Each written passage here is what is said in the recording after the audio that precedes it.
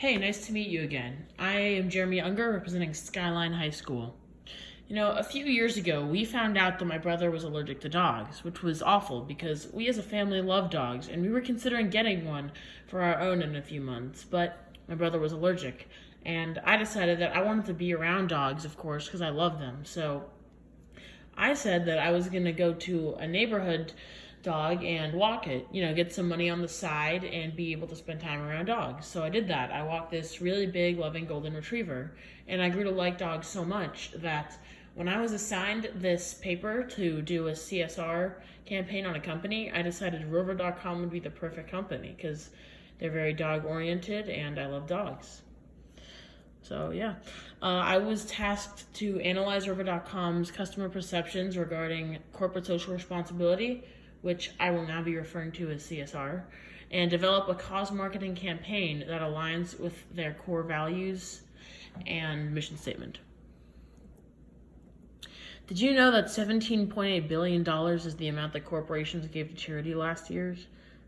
And 93% of the world's largest 250 companies publish annual CSR reports. And 55% of customers are willing to pay more for products from socially responsible companies. And finally, 65% of Fortune 500 companies offer matching gift programs. Rover.com matches dog owners with dog caretakers. The dog caretakers will perform tasks such as dog boarding, dog walking, pet sitting, etc. for money. And its headquarters are located in Seattle, Washington. It was founded in 2011 by Aaron Esterly, Philip Kimmy, and Greg Scotsman. Originally, it launched services in Seattle, Washington, and Portland, Oregon, but shortly after its founding in 2012, it expanded the services to all 50 states due to fast growth. Its competitors include ones such as LaPouf, WagWalking.com, and the family and friends of those who own dogs. Rover.com's community consists of an average household income of $62,000 a year. The money spent on pets is $1,500 a year. So on average, households spend about 2% of their income on pets. And that number is increasing. Because as you can see, in 1994, it's just short of $20 billion a year spent on pets. And in 2018, it's above $70 billion spent on pets. So this is a growing industry, one that should definitely be invested in.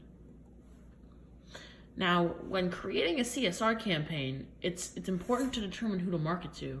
So when determining the age groups of dog owners, it was 18 to 29 at 60%, 30 to 49 at 68%, and 50 to 64-year-olds at 50%. So it's pretty well spread out and evenly distributed throughout the age groups. And same thing with race. The Hispanics have 53% dog ownership, Caucasians at 50%, and African Americans at 25%. So this is also pretty evenly spread out between races. So any CSR campaign created has to be broad and inclusive towards all races and ages. Now, is CSR important for a company like Rover.com? It is, because the employee survey, 20 surveys were given out and 10 responses were received. We asked how important is CSR to employees, and 4 of them answered important and 6 answered very important, proving that everyone agrees CSR is definitely something worth investing in. However, when asking how much employees have contributed to CSR, we got most in a little and very few in none or moderate. So we kind of need to shift the paradigm from this side of the graph to this side. That way we can have the importance of CSR match the contribution. In conclusion, CSR is important to employees, but employee engagement is low. When conducting the customer survey, 30 customer surveys were handed out and 25 responses were returned. One of the questions was, does Rover.com's commitment to CSR affect whether you would give them business? 54% of them said yes, and 46% of them said no. Now, this is the majority, proving that a good CSR campaign would be greatly profitable for Rover.com. Now, in spite of this, however, when you see, do you think Rover.com is socially responsible, the vast majority said that they didn't know. So we kind of have to get customer awareness up to like 70 or 80%. to increase business. So, in conclusion, CSR is important to customers, but current CSR awareness is low.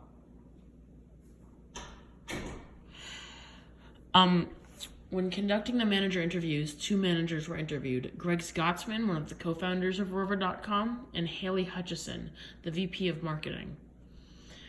Both of the managers acknowledged the importance of CSR.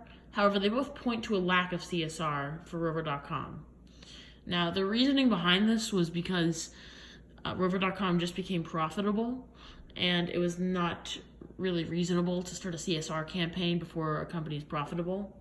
So they said that now they're kind of trying to start it, but they're also competing with Walking.com for a good CSR campaign because they're also in the same spot of just reaching the point of profitability, and they're both trying to get the customers to go to their company. A focus group was conducted that consisted of 4 customers, 3 employees, and 1 manager. A common theme emerged from the discussion, one being a CSR campaign is important for company growth. A second being any successful CSR campaign must align with the company's mission statement. And finally, employees want to be involved in the process of making a CSR campaign. They feel that it's something they can excel at and they'd enjoy doing. Now, some conclusions from the research include a broad consensus on the importance of CSR, employees being interested in the contribution of CSR, there being no consistent CSR campaign in place today, and finally, timing may be good since company just became profitable. So in conclusion, now is the time to start a CSR campaign.